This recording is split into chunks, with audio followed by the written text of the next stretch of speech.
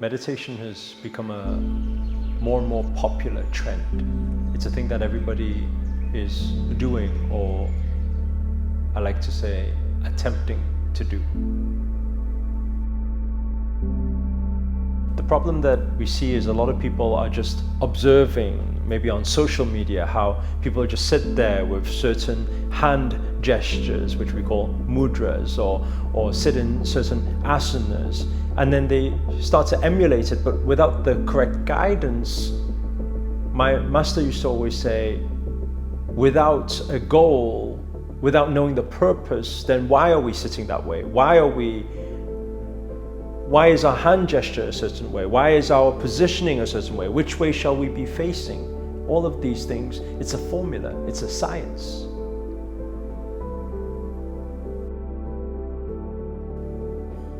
The most popular reason for meditation today, I believe, is stress relief. People have their ongoing tasks, too much, and overwhelm, and emotions, and arguments, and all these things happening every single day. And people just want to find that peace and that bliss. You can try the visualization meditation. You can try affirmation meditation. You can try all these different guided meditations. But understand one thing, the moment you are focusing, if you are needing to focus on something else, then you are purely just diverting your attention. You see, don't allow meditation to become your new addiction, your new drug, your new alcohol, because anything that we need or we are addicted to, that is a human need, that is attachment. When we surrender and we are in flow, then we have no need. But the problem is, when people are just using meditation to deflect or divert their focus on something else, obviously they're going to feel good, but the problem, the challenges, everything still exists. I always give the example. I say, imagine you're having a toothache or something and you're feeling immense pain, and somebody comes over and says, I've got a cure for it, and stamps on your foot. Suddenly you feel that foot and it's throbbing and you're like, oh, it hurts so much, and you forget about the toothache.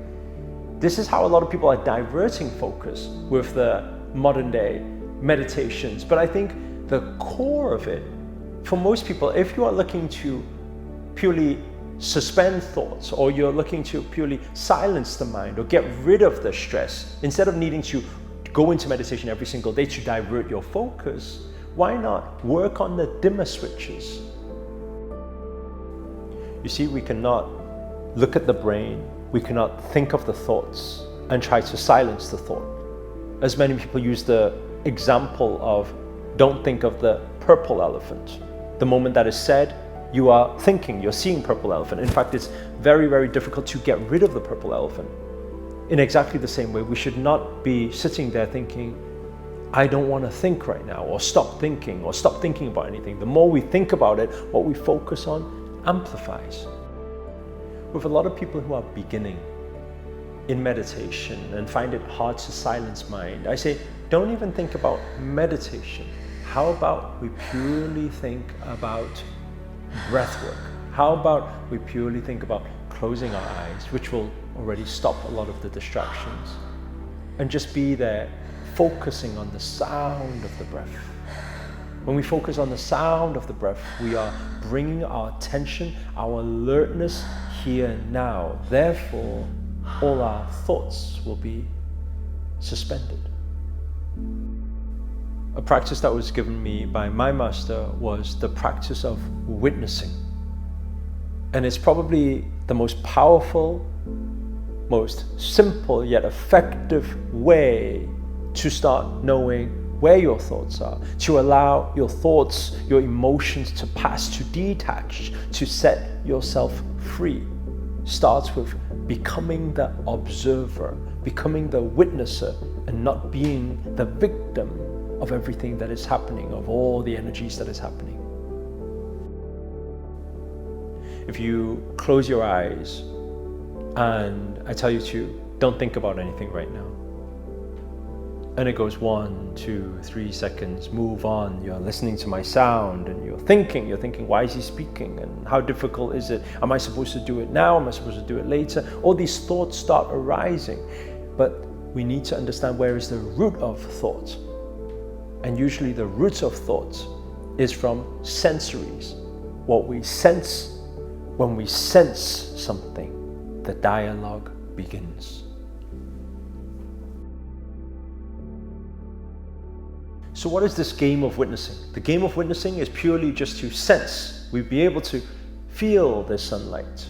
We'd be able to see there's a light. We'd be able to see there is a shadow, someone walking by. We'd be able to hear a sound, but not start the dialogue. You see, that is what the mind does. The mind will say, who did that? What is that sound from? Oh, maybe because I left that thing out there. Oh, I shouldn't put it there. Oh, next time I will not put it there. Then suddenly you're somewhere else.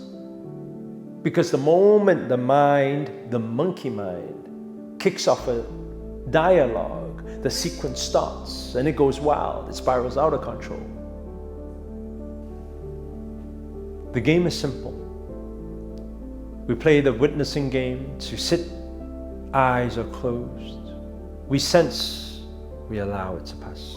We sense, we allow it to pass. We sense something, we allow it to pass. We feel something, we acknowledge yet allow it to pass.